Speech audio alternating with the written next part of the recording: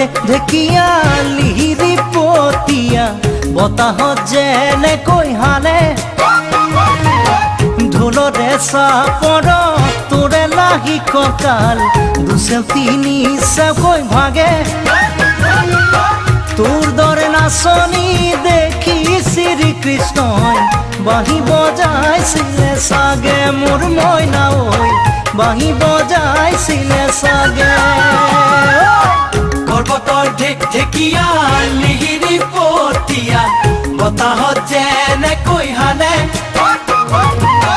ঢোলৰে চাপৰত